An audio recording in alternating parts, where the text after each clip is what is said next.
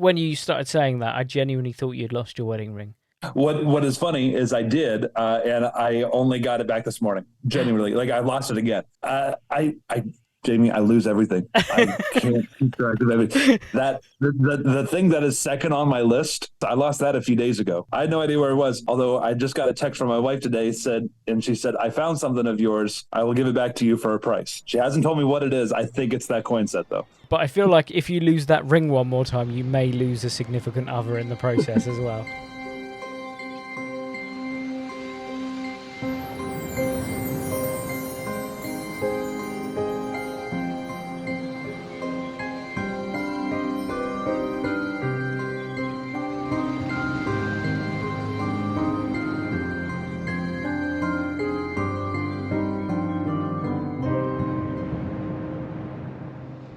Hello and welcome to another episode of Desert Island Tricks. You will not be aware of this, but I'm recording this very late at night. And if I'm recording this very late at night, that means that we have a very special guest that we've got from overseas. So we do have an overseas guest. Of course, you would have seen the title by now. This gentleman has been around the magic scene for, I would presume, over 20 years at this point, releasing different effects. I've definitely owned a couple of his effects, and I'd be shocked if you do not own one or two of his effects. He has been on Penn and Teller Fool Us, which he did superbly on. A really, really good act, I thought. And he has presented many different lectures. I think he did a Murphy's at the Table lecture. I think he's done a Penguin lecture. He's done downloads. He's got products. He's literally everywhere. And now he's here. So we're very, very lucky to have him. Today's guest is, of course, Mr. Kyle Purnell. How are you, Kyle? I'm doing great, Jamie. How are you, man? I'm very well, thank you. I'm very excited to hear your list. Absolutely. Now, normally I have a guess, but I don't know you well enough, so I'm not going to even attempt to guess. So the idea is that we're about to, well, Kyle's already there. He got an early flight to this island, but Kyle is about to go to this desert island. When he's there, he's allowed to take 8 tricks, 1 book, and 1 non-magic item that he uses for magic. The particulars, how big the island is, what's on the island, are there people there, are there not, are there animals, all of that good stuff, we do not mind. This is Kyle's own imagination playing these games. So with that being said, Kyle is very excited to get in there. So what was that first trick? The first thing, it's not even a discussion in my head. I literally go nowhere without these, which is Andre Janishka's butterfly deck. This thing is a game changer. I tell everybody that I think this is the most revolutionary addition to the card magic community in the last 20 years. These cards are not only absolutely beautiful, they handle absolutely elegantly, but they have a very special, we'll say it's a marked deck, but it's marked in a very particular way that allows you to do things you can't do with an ordinary marked deck. So I think one of the most magical things that you can do with the deck of cards is not to have someone pick a card, but to have someone name a card, because especially if it's shuffled.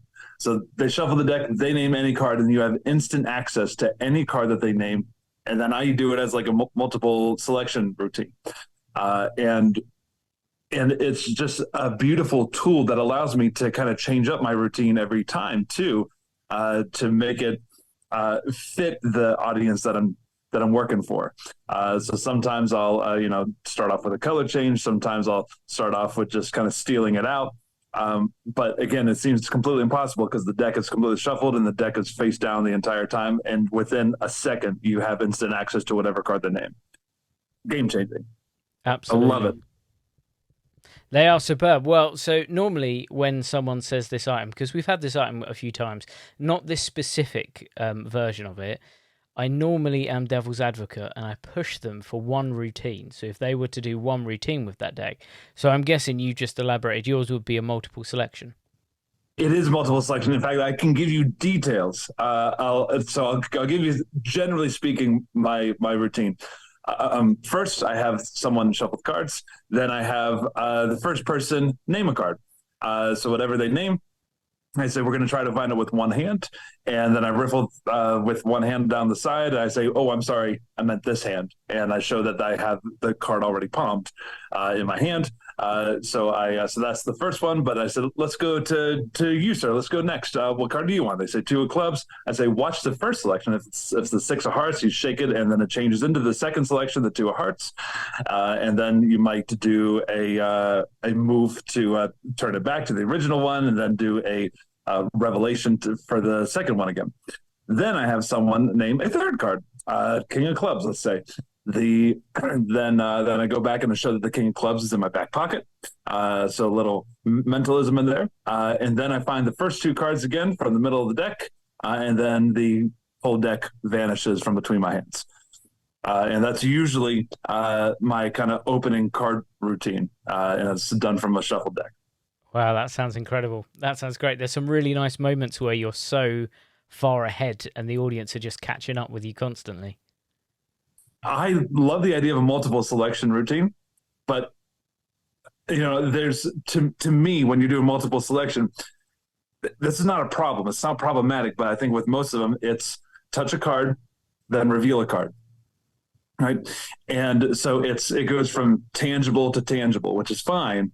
But how much more impacting can it be if it goes from intangible to tangible? So the intangible is they just have a thought and they say it. That's intangible. And then the revelation is the first time that they actually see the card. To me, that's always going to be more impacting than if they touch it and then I reveal it. Yeah, I agree. And what is it about the butterfly deck specifically out of all of the versions that you could have chosen? Yeah, so as far as I'm aware, there's really only two, we'll call them E-marked decks that I'm aware of. And I haven't really played around with the other one. I believe it's from Steve Gore. And from what I hear, it's excellent. It's really great. So I've got no reason to not go for that one. But these I've just fell in love with, and I learned the system, and it's kind of second nature to me now. I love how beautiful they are. And that also helps me out because there's always that issue when you're talking about, strolling magic, and you introduce a card or a deck of cards that's not a bicycle deck of cards, right? And then as magicians, we think, well, is that a problem? Will they think it's a special deck or anything like that? So I like the fact that these are just genuinely beautiful cards. And even if they were a straight deck of cards, the standard deck of cards, people would comment on how beautiful they are. So they aren't necessarily like so extravagant that they demand suspicion, but they kind of have that simple back design like a bicycle deck would, but it's different enough that they might comment on it. And usually I'll even say, I want you to shuffle it, look through it, and you can even compliment me on how beautiful my cards are, right? And it feels natural, but it also gives it just a little touch of class. I like the butterflies. I think they're beautiful. And it just really fits me pretty well. Amazing first choice. Excellent. And interested to see where this is going to go now. So what's in your second position? Yeah, second position is something that is not super well known, but I adore this. And I've only been actually working with it since September or so. And it's Paul Richards Shanghai Coins. It's a gaff coin that I usually pair it with a lot of sleight of hand that allows me to do a routine as follows. So I'll always just make one coin appear first, and it's a Kennedy silver dollar. And then I have that examined. And then I'll go into like a one coin routine kind of thing where the coin falls up, and I do coin on shoulder. And then I show all my hands completely empty again. Again, this is after they examined it. And then I produce a second coin. I produce a third coin. And then with apparently no moves, you can change all three coins at the same time to Chinese coins. And then from there, you wipe again, and then they change into three different coins from each other. Each one is a different coin. Then you wave again, they change all back to the Eisenhower dollars, and then from there you can make them vanish one at a time. And then I usually end with my next thing that's on the list too. So we'll get to there. But it's similar to other gaff coins on the market, but this one in particular I love. So I would say it's similar to Split Focus by Gregory Wilson. It's very similar, and I used to do Split Focus. But this in particular, the it has an added feature that allows you to do a lot more changes, and it's a lot. So there's just more built into it, and I think the quality is excellent as well because I'm not easy on my props, and this has held up very, very well. So I highly recommend it. And he only sells it like in person when he's at conventions. It's Paul Richards. So it's not on his website. It's not through Murphy's. It's not distributed anywhere. Like you can only get it from him. And I highly recommend that you do. It's not cheap. It's a coin set, of course, right? But man, it's worth it. They are so good. They're so well made, and it allows you to do things that other coin sets don't allow you to do. It sounds great, but it does feel like there's going to be an onslaught of people trying to find this coin set after this. Yeah. Because that sounds phenomenal. Well, I hope I can make Paul a few sales here because it really is good. I didn't even buy it from him. I got it as a gift from one of my friends who he bought it from Paul and he realized, he's just not a coin guy. He just bought it because it was cool and he gifted it to me. I'm like, I'm going to use the living bleep out of this. And it was like my favorite magic gift I've ever gotten because not only is it, cool, but I'm using it every single gig. Amazing. Well, Really whoever your friend is going to be very thankful to Mr. Paul Richards for this, I think. That's right. That's great. And it's great that you started off with a card trick straight onto a coin trick. So it's nice that there's going to be a little bit of diversity, but it does feel like, are you primarily a close-up performer? I'm primarily close-up, yeah. I have a stage show, just because in this day and age you kind of have to run the gamut of things, just depending on what people want who are going to hire you. And I'm pretty happy with it. It definitely needs a lot of improvement. I have a very high standard for myself, but no, I would say the hefty majority of the work I do is close-up. Well, I'm very excited to see where this is going to go. We are at number 3, so what's in your third position? Oh, well, number 3 is something that is near and dear to me because it's one of mine. It is Dropped Call. Dropped Call is a cell phone vanish that myself and one of my good friends, Zach Evans, worked on. And it is a really, I'll say, practical way to do a cell phone vanish. And the thing it has going for it that maybe other cell phone vanishes don't have going for it is you can activate it with one hand. And it's very versatile because you can use it as a standalone thing. You can use it as an enhancement to like a coin vanish, where you make the coin vanish first and you shine the light as a piece of misdirection, and then they look back and the phone is gone. The way I've been using them recently is the way it's designed is perfect for a card to wallet. So this is actually a card to wallet. So you can have your phone out the whole time, and the process to get to the point where you can do the revelation. Can we say load? We'll say load. The load is super, super fast, which allows you to then finish your card routine by taking your phone, turning on the light, and they can see the phone through the holes in the case. And then the light turns off, then the phone vanishes. They see that, and then a card appears where the phone was, and it's their signed card. So it's just a really versatile thing. The downside, because there is a reason that it almost didn't make the list for me, and the downside is it is very prone, in a way that the other things on the list aren't, to obsolescence. Because we designed it after an iPhone 10, which is already very old now. So in a few years, people are going to look at you having this and be like, that's really weird. Why do you have a phone that's almost 10 years old, kind of thing. So it definitely comes with its, inherent limitations. But until that day comes, I'm going to carry with me everywhere I go.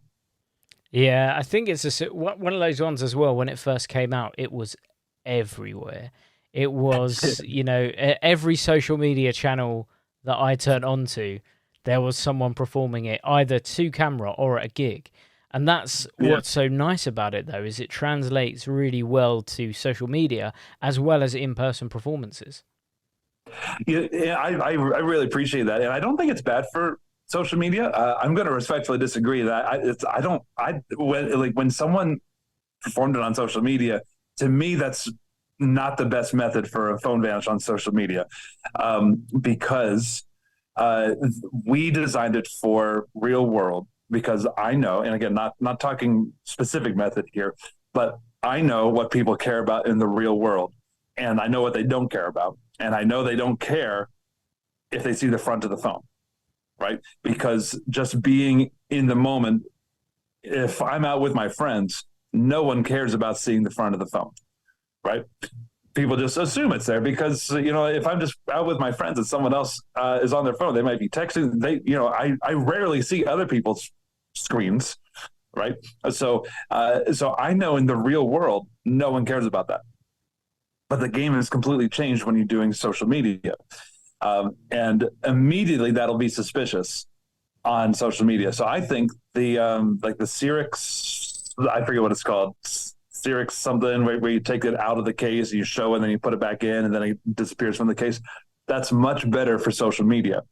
But I loved when I got to see people doing this to real people in real life, because that's what it's designed to do. And then you can see how versatile it is, and that you can do it with one hand, and you can do some like misdirection things. And there's so many different ways to perform it. That's where I really think the value is in dropped call. Amazing. And that brings us to your halfway point. So we're already at number 4. What's in your 4th position?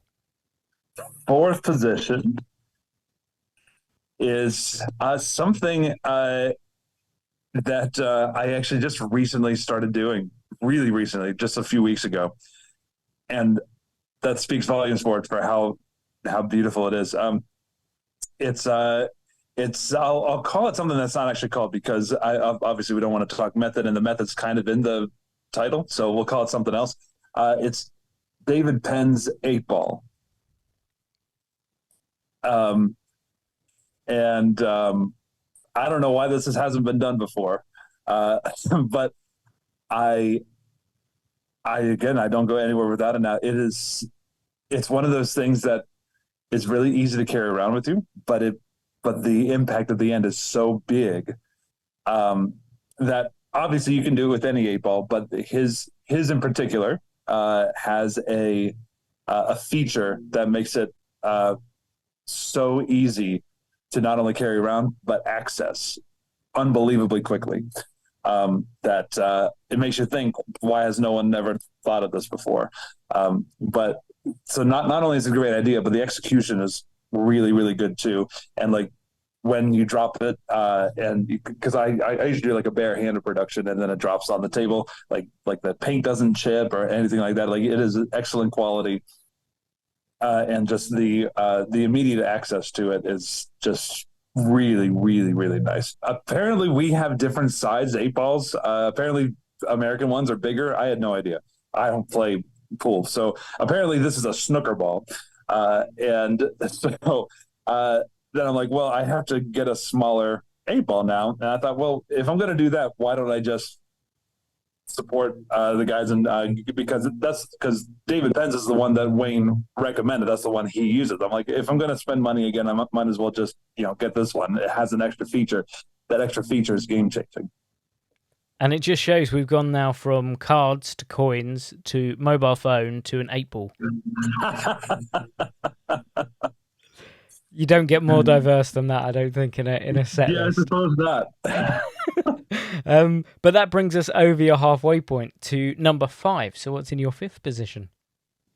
Number 5 is specifically a Copeland coin box, but you could really just put in any Okito coin box.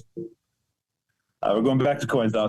Sorry about that. We were doing so well, uh, but I honestly never thought of myself as a coin box guy. I always thought of it as kind of like magic for magicians kind of thing. Um, but it is so satisfying to play around with. And when I played around with it, I started making a routine. And then the routine was something I started working, and it just got such good reactions. But it was also so easy to carry around. It looked really nice and elegant. Um, and and I think as long as you structure it in a way where it doesn't look like the prop is doing the work, it looks like you are doing the work, which you are, right? Because like at the end of the day, like we know Akita coin boxes are specifically designed, but they're not gaffed per se, right? Like they have to be very methodically produced, right? But there's no like trap doors or anything, right? Um, so that's what I really love about it. I love that I can just hand it to someone and say, check out the coins, check out the box. And then you are able to do some crazy sleight of hand. But with that touch of elegance again, because especially again, it's specifically a Copeland coin box, which I got from Jeff, um, and like they're just some of the best boxes available today. I mean, they're just the weight is beautiful. Like it's a perfect coin box. So I just can't say anything. I just can't say enough great things about it. It's one of the best investments I've had, and it's just a metal box, but I love it though. The thing with a coin box is it's something that I've never played with, but number one, I love to watch coin box routines. There's something incredibly satisfying about watching them. Number two, I think methodologically, a lot of them are actually really clever routines. Yeah, There's always an element in them where when you're watching it, you go, it's clever that you're in that position now, yeah, and you've not agree. had to do anything without giving it anything away. And what I also like about it is sometimes coin routines can feel a bit samey, if that's a nice way of putting it. Yeah, Whereas by placing that coin box there, there's an element of interest from your audience straight away. There's an element of impossibility now. So mhm. I'm not touching those coins; they are away from me. I cannot manipulate them. Absolutely, and that's kind of where I like to live too. Is like having interesting props that still feel like they're from Earth, right? Like it's an interesting prop. It's a classy looking prop, but it kind of feels magician-y. But I think it's okay to introduce magician-y props as long as they look elegant and they like I wouldn't do a coin box routine if it was plastic, right? But the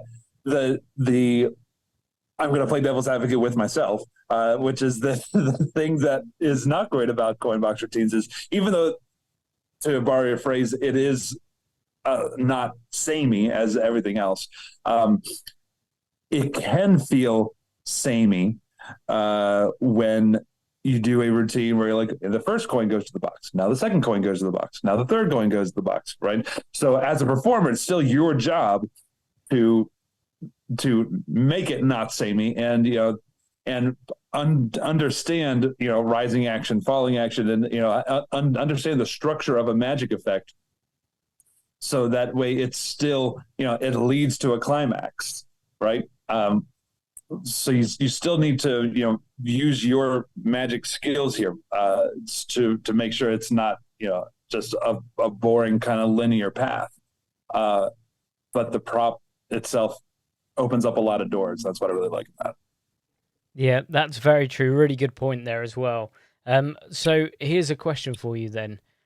With your coin box routine, what is the hook that you would use for your audience? Yeah, absolutely. So I I start with an element of truth, and I say I got to tell you something about myself.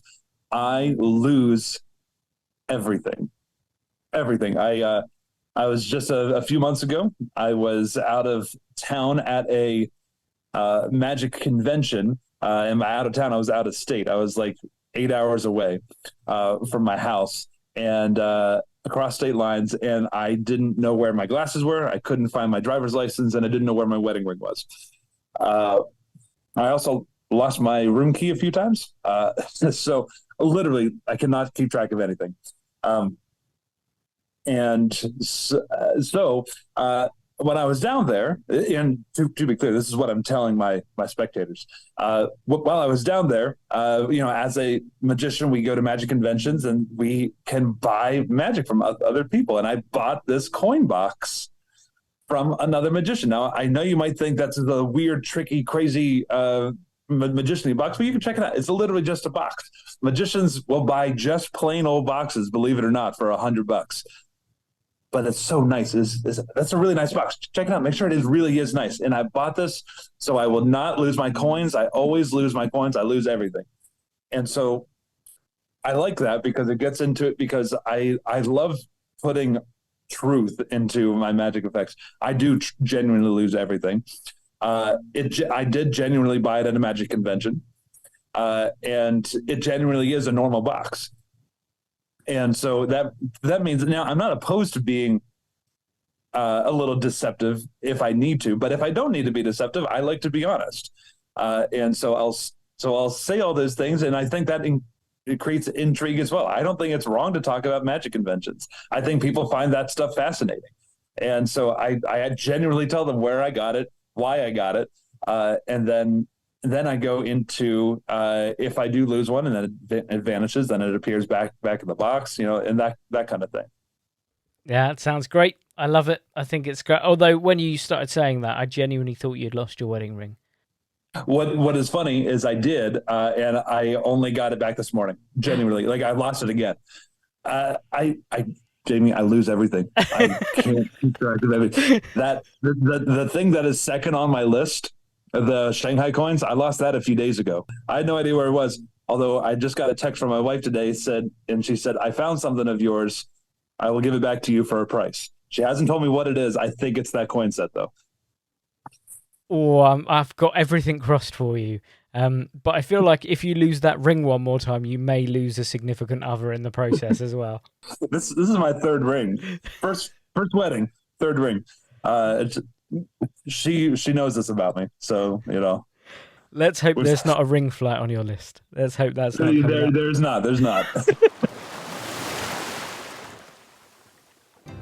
Hello guys, I'm here to talk to you about Alakazam Unlimited. This is the best streaming platform in the world, I'm telling you now. With Alakazam Unlimited, you get access to over 150 magic routines. This is video performances and explanations.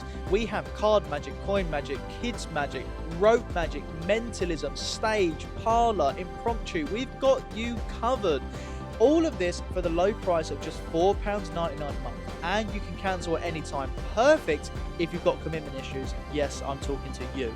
Guys, you are going to absolutely love it. If you haven't joined the platform already, what the heck are you doing? Alakazam Unlimited is a streaming platform that you need to be a part of. Not only that, there is also exclusive content only available on the platform. Check it out now, alakazam.co.uk. Cheers.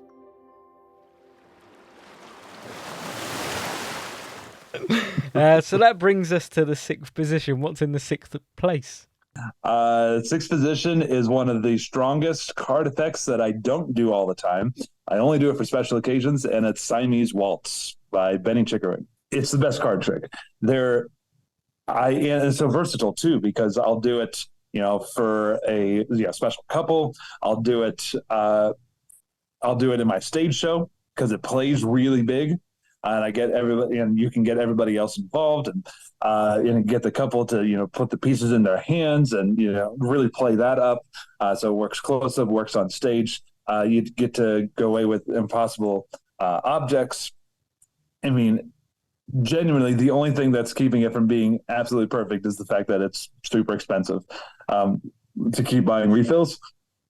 But I get why they're expensive. They're perfectly made, and he makes them by hand, and I have no complaints about that. So genuinely some of the best reactions, and like, who's not going to frame that. And I think it's better than Anniversary Waltz because for two reasons. One, it can do pretty much everything an Anniversary Waltz does when you're in that position first. It kind of is like you're in that position of an Anniversary Waltz. But then you end in a position where if they want to, like if you're doing this at a wedding and they want to frame it, they can see why it's impossible on one side, right? Anniversary Waltz, you would have to put it on like a clear frame or something so you could see on both sides or something, right? But this, you can see why it's impossible just by looking at it, right? You see it for 1 second, you know that's not what a card's supposed to look like. And I really love that. And they go home with 2 souvenirs, so each person gets one. I mean, it's perfect. It's a perfect trick.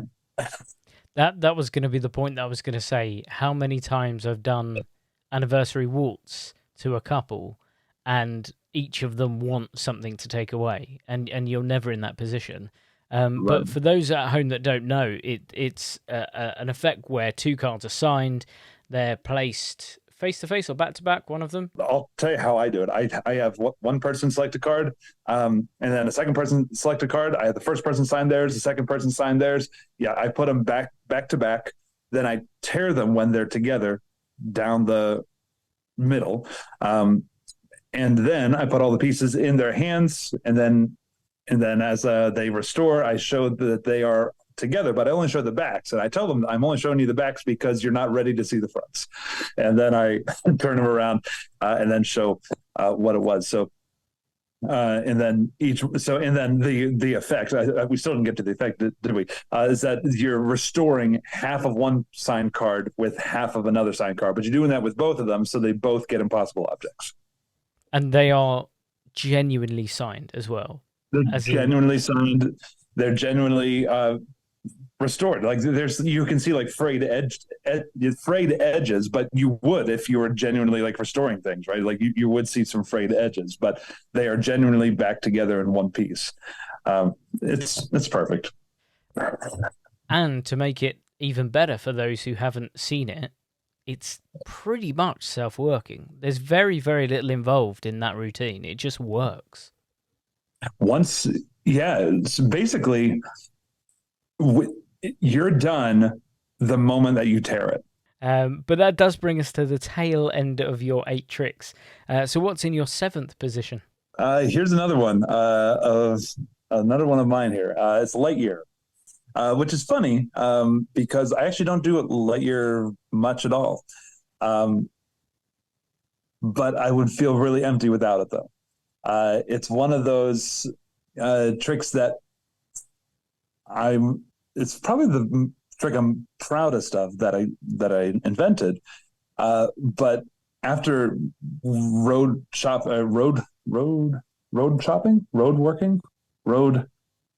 what's the word? Road testing? Workshop. Road testing. There it is. Thank you. After road testing it over and over again, I love it, but it doesn't fit my performance style. So like I find this sometimes when I invent things, I've got like 2 different things. I've got inventor Kyle and I've got performer Kyle. And sometimes my inventions don't necessarily match up with what I perform.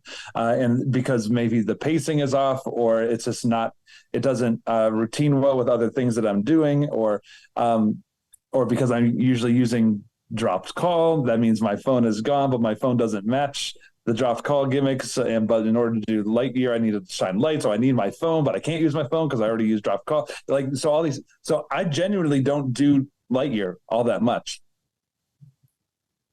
But it is so special to me. And it was, if I had to put together a list of like the best days of my life, this would be top 10. The day that I figured that I cracked the code for light year, because I was working on it so long, but I knew it was possible.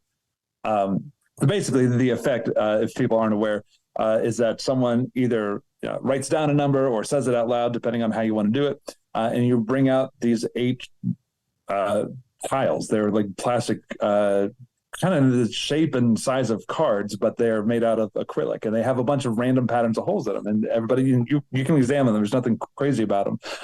But when you square them up over a light source, so I usually use my phone, the dots only line up, the holes, they only line up in a certain place. And when they line up, they make the shape of the number that the person's thinking of. So it's really cool. And I really love it. It just doesn't usually fit what I'm doing performance wise. So I personally don't do it. But I think it would have been a really big disservice if I wasn't able to figure it out, because I think it was a thing that should have been brought to market. I'm really happy we did. It was one of those effects that everyone who saw it that I spoke to went, how has someone come up with that? How has someone managed to think that up and then make it a reality? It's incredible. It was, thank you so much. It was a nightmare, to be honest with you. I hated coming up with it because there were so many like roadblocks that I didn't even think of when I was doing it. Like, because I went into it so cocky. I'm like, oh, I know how this is going to go. But it was actually like the actual making of it that was so hard, because I'm like, oh, okay, well, I'll just have to like I'm talking about prototyping here. I'm just going to take a hole punch and take a like an old card and just punch some holes and some shapes, and then do any movements that I have to punch to the next shape number with holes, and then I'll do the movements that I need to not realizing a few things. One, hole punches only go about 1.5 inches into a card. So there's a lot of holes that I needed to put in that I couldn't reach. That was the first part. The second part is when I was doing it, I would like punch the shape of a 1, and then I would go and I would do the movements that I had to, and then punch a 2, and then do the movements I had to. And it was all looking really random, which is what I wanted to. But then when I got to like a 3 and a 4, 1, I was running out of space. And 2, when I went back and I tried to do the 1 again, it doesn't look like a 1 because there was extra holes. So it was a nightmare. I'm like, maybe it's not possible. And actually, I spoke with my dad. My dad gave me a suggestion. I don't even remember what he said, but he gave me an idea that made me think, use graph paper and graph out the coordinates of each hole. And so I have this like 4 different quadrants, and putting it down all the coordinates for each of the holes, making sure that none of them overlapped. And then towards the end, the last number I remember this specifically. The last number I had to put in, believe it or not, was an 8. I had to somehow get coordinates to put an 8 in, and I'm like, it's really filling up. There's really not much space. I don't know how I'm going to get an 8 in here, but there's literally just enough that I could get the 8 in there. And that was the day that everything changed. And I stopped hating it. And it was like my favorite thing ever, because I cracked the code, and then kind of things went on from there. Wow. What a incredible like journey that must have gone. Like, even the graph paper and plotting it, that must have taken hours upon hours to work out all the permutations of it. Yeah, it did.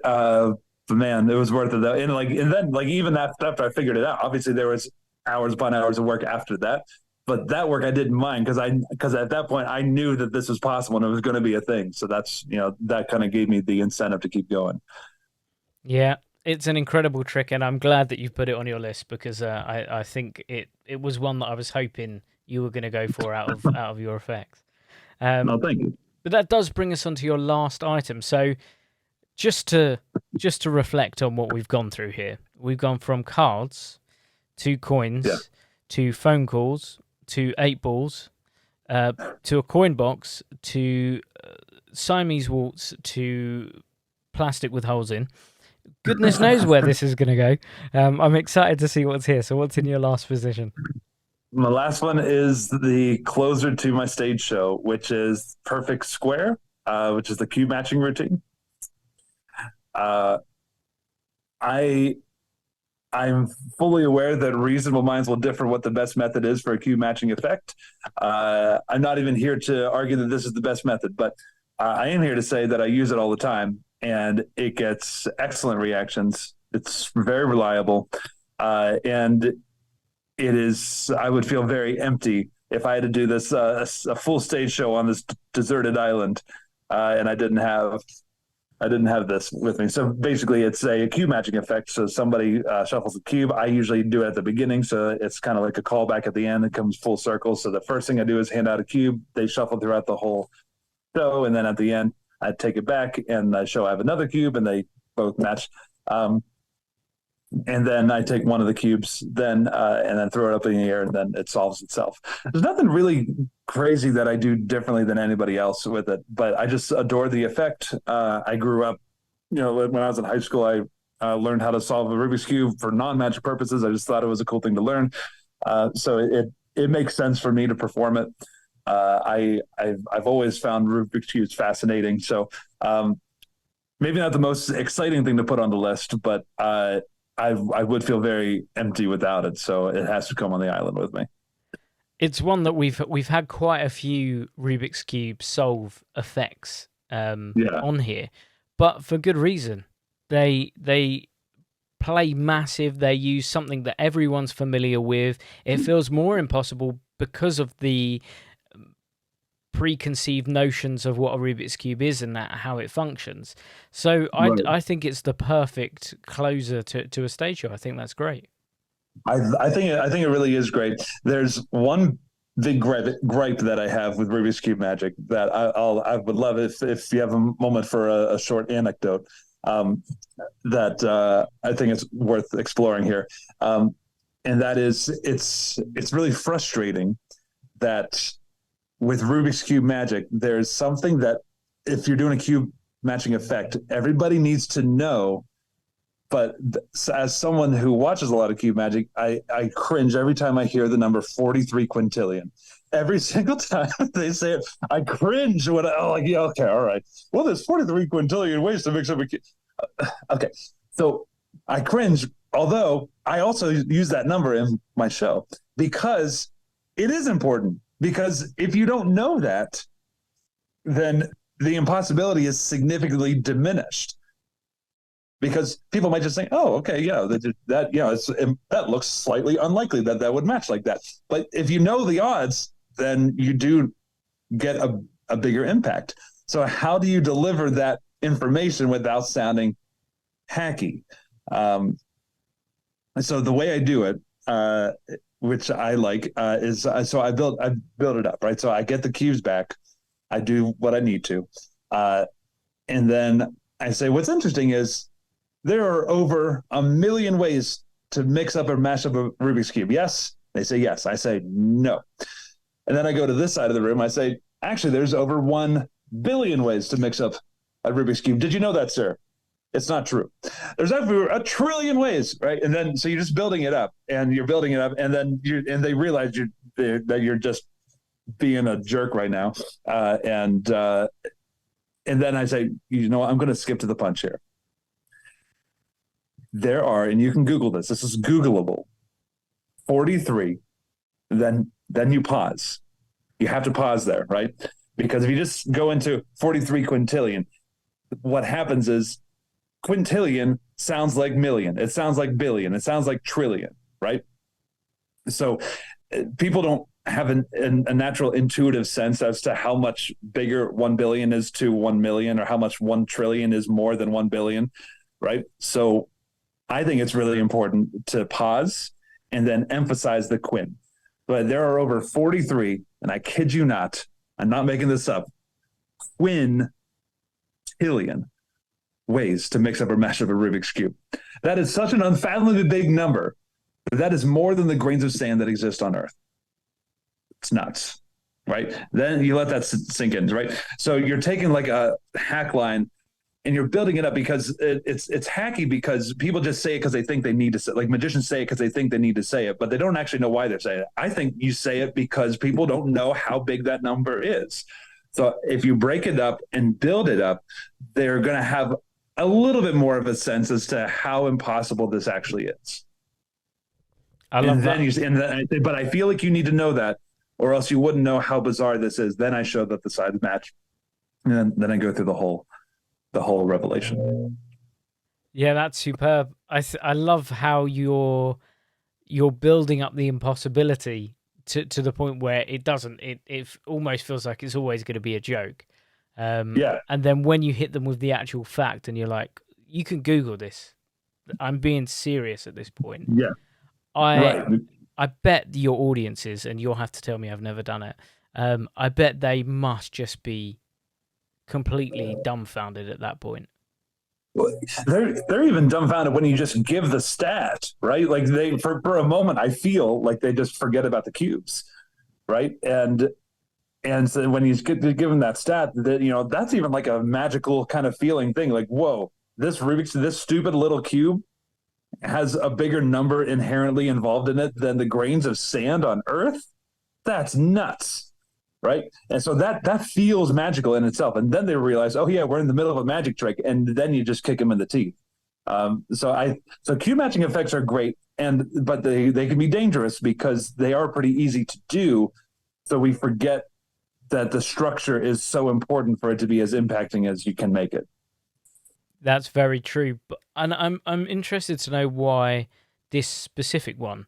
So the people at home may not have heard of this one because, truth be told, this was one of the early, very, very early versions of this effect before Henry Harrius really had any of his versions. But I do believe it's after Greg Wilson brought out his one. It was sort of in between. So yes, why this one still? Yeah, so John Allen says in his lecture, if it's not broken, break it. Right? He says, don't do that. If it's not broken, don't fix it. Right? Or if it ain't broke, don't fix it. Because then you don't get you don't have the ingenuity to push the craft further. Right? So from that perspective, if I was trying to come up with my own method, I would absolutely say, yes, we need to keep pushing and, come up with a better way. I am totally on board that this is not necessarily the best method. However, right now I'm using it and I have such comfort with it, that at this point, I do feel like if it ain't broke, don't fix it, because for me personally, because I'm so comfortable with it, that it's not, there's nothing wrong with it. It is a solid method. And I don't actually even know Henry's exact method, but I do believe there's probably, could I say multiple pieces? So an advantage of this is that it's solid. It's just one piece. There's less to go wrong. Not that his goes wrong, but it's less to worry about. I know nothing's going to go wrong because it is literally just a piece, which is really nice. And that's kind of how I think about all of my magic. Like the fewer either physical moving parts or proverbial moving parts, the better. Even if there might be a superior quote unquote method out there that might require more moving pieces, again, physical or proverbial. I love the ones that are as simple as possible. Then I can use my skills as a magician to take this simpler method and arguably inferior method and still make it play as strong as the superior method. And there's a tiny element of skill involved in this particular method as well, which keeps you on your feet as well. It keeps you in the moment, so to speak. Mm-hmm. Absolutely, yeah. And there's you have to, like sometimes I there has been a time or two that I have missed. And I'm not sure if that's what you're referring to, but when you have to do the move, I have missed one or two times, but it doesn't ruin the whole thing. I can just kind of go back into it and try again. So, but I know that when I miss, it's not the prop's fault; it's my fault, right? So I hate it when I have a prop that if something misfires, it doesn't go well, and I have no control over it. That's why I don't do a lot of stuff with electronics, because something can go wrong. And if it does, I can't tell the audience, but wait a second, no, I'm still good. I promise. It wasn't my fault. It was the prop's fault. With stuff like this, I know the prop's never going to fail me. It's always going to be me that fails me. And I can get better. So That's why this method in particular works well for me. Well, it's one I'm not sure if many people are going to get because I don't think it's been manufactured for a good few years now. That wouldn't surprise me, yeah. But if you can find one, listen, it might not be the one that's in vogue, but it's a solid workhorse, and I would absolutely encourage if you find one for purchase that you might consider it. It's solid. Well, I think that's a killer ending to your 8 tricks as well. I think you've got a bit of everything in there as well, which is superb. I think that people out there will either, agree that all of these are awesome, or they'll be looking to seek one or two of them out. Yeah, I think it's a killer set, and it sort of shows you the way that you must think and perform. You must always go for interesting props and interesting ideas. It's funny. I wouldn't have said that, but that probably is true. I remember, it's probably more subconscious than anything because I remember growing up, learning magic. Pretty much all I did was cards. And it was frustrating when I always got the question, so is all you do card tricks or do you do anything else? And I never felt comfortable doing anything else, right? Because I just felt like the cards were my security blanket. And so then when I started feeling, over the years, I got more comfortable doing other things. And so now it probably is kind of a subconscious thing where I seek variety out because in my experience, that's what people like to kind of latch onto is the variety of things. A little bit of cards, a little bit of coins, a little bit of weird props. Yeah, well, we had a guest on a few days ago who put it perfectly when they said it's nice for your audience to be able to surmise each of your tricks in one sentence, but each one sound different. So, he did a card trick, and in this card trick, this thing happened. And then he had these coins, and with the coins, this thing happened. And then he had his phone, and then his phone disappeared. It just surmises that little thing, and it makes it easier for people to talk about going forward. But that does bring us on to your 2 curveball items, the 2 things that we don't know where it's going to go, because you're only allowed to take one of each of them, and the item, I never know where it's going to go. So that's going to be really interesting. So what did you pick for your book? So, man, this was a tough one because I have a lot of books that I love. And obviously you can't, I assume you can't take the Art of Astonishment series. It can only be one book, I assume. And even if so, I assume that's a pretty popular one. So I wanted to go a little bit different. So, I'm going to go with the book that kind of made me love magic books because I've had magic books prior to this, but this is the one that made me think, wow, I can learn some really sweet stuff from books, and kind of got me hooked. And it was Mentalissimo by John Bannon. And not only did it kind of rekindle my love for magic books, but it also it made me realize what I like in a magic book and what I don't like in a magic book. What I love, so I'll say what I don't love. I don't love I don't love learning card magic from books, like the intricate sleight of hand. Like I love doing intricate sleight of hand, but I don't like learning it from books. For a few reasons. One, it's just hard for me to visualize, even with the drawings there, because sometimes the text doesn't line up with where I think the drawings are going to be, and then it's confusing for me. And I'm also left-handed, so in my head, I always had to reverse all the rights, then reverse all the lefts, and then reverse all the pictures in my head. Except sometimes you don't. Sometimes it doesn't matter, and you keep it there, and it's just super confusing. So I think that's what made me think all these years that I don't like learning from magic books. But then I found Mentalissimo, which is mostly kind of cerebral stuff, and it's not move heavy, and it's all about clever concepts and kind of systems that you're building into the deck that make the magic work, and it's all kind of more mentalism based. And it made me think, I adore this because I can follow along I don't have to reread the same thing 4 times just so I can understand it and match it up with this figure and this figure. It's almost moveless, and it's so much easier to understand. He also has some great essays in there. I remember one in particular is about equivoque and how what his thoughts are in there. He talks about what's really important when doing equivoque, and what's that you don't want to ever use scripting that implies preference. So you always want to be very careful. And I just really latched on to his thoughts and his writing style. This was like my first John Bannon book that I've read, and since then I've gotten a lot of others. So, but I really, really love Mentalissimo, and I think that's going to be one that I would easily revisit on Desert Island. Yeah, it's a superb choice. All of Bannon's books are always interesting. He's very comedic with his books as well, and he's very I wouldn't say he's conversational, but he's he's like chilled out when he's writing them, which makes it more enjoyable to read anyway. Destination Zero, another like mentalism based one, again another phenomenal book.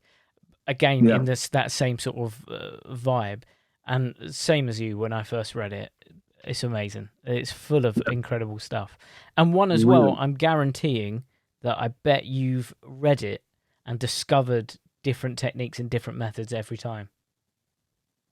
Yeah, absolutely. And I'm also going through his new one, the Very Hush Hush, also very good. Very, very good. I haven't finished it yet, so I couldn't make that my choice. But it's I love I just love his thinking. I love how he like grabs onto one thing and just keeps on exploring with it until there's nothing left to explore, and he just puts all of his findings in the book. And I think that's a beautiful way of doing it.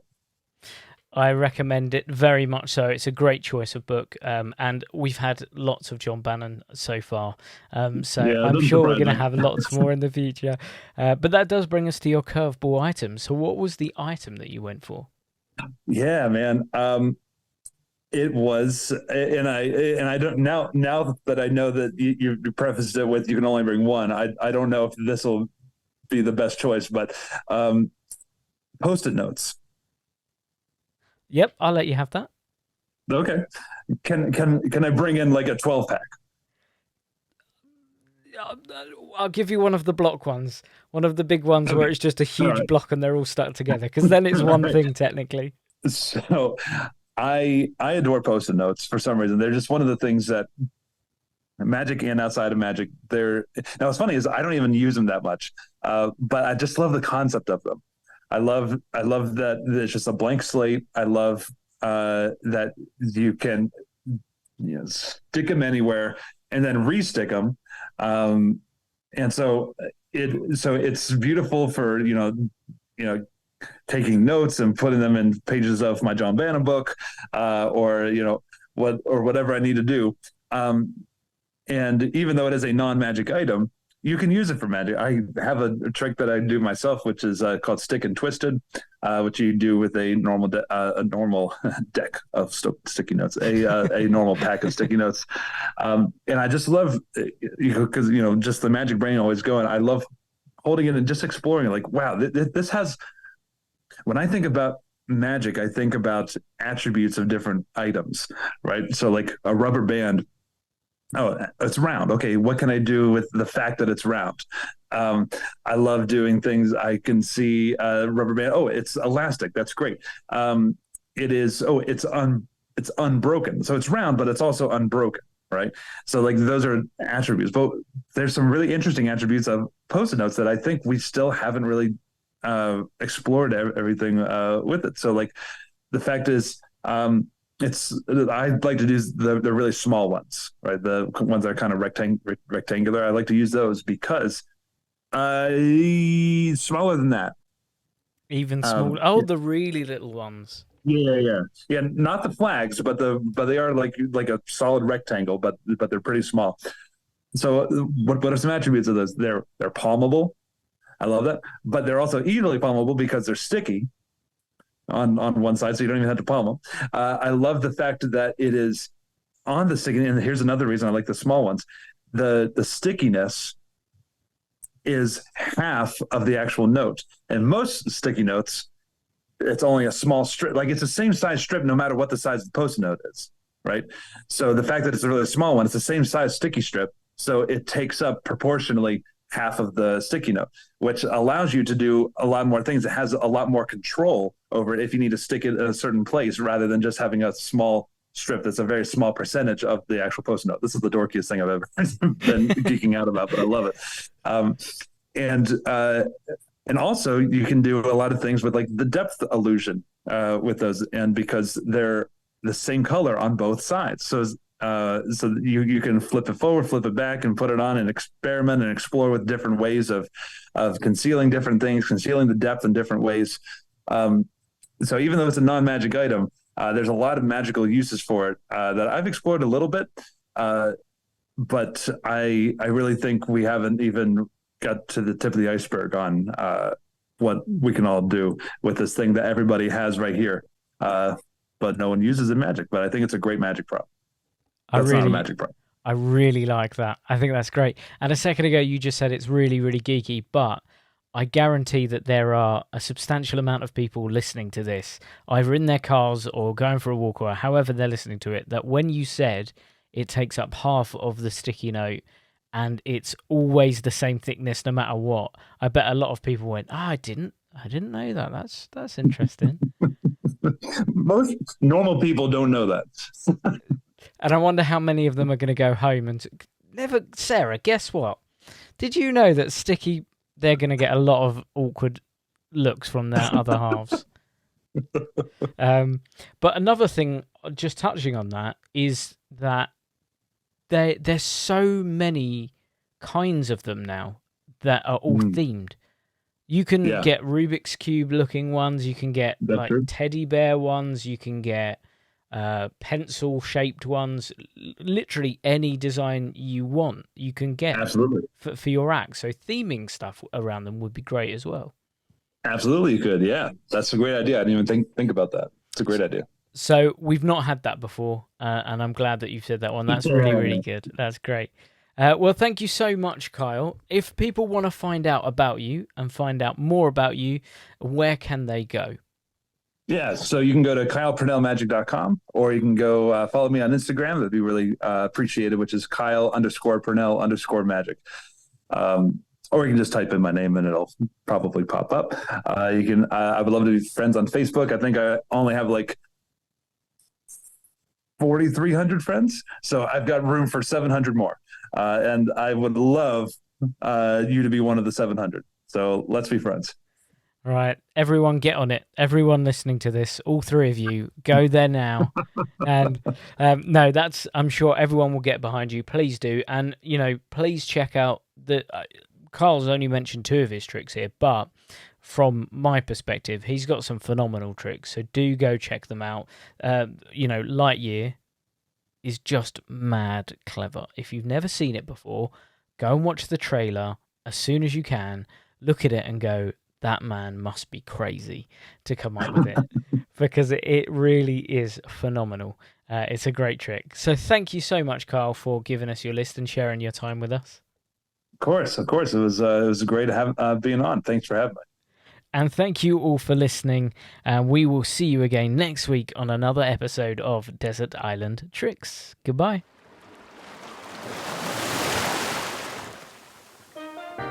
Hi, Peter Nardi here, and I really hope you enjoyed that podcast. I just wanted to let you know that Alakazam have their own app. You can download it from the App Store or the Google Play Store. By downloading the app, it will make your shopping experience even slicker at Alakazam. You'll also get exclusive in-app offers and in-app live streams. So go download it now, and we'll see you on the next podcast.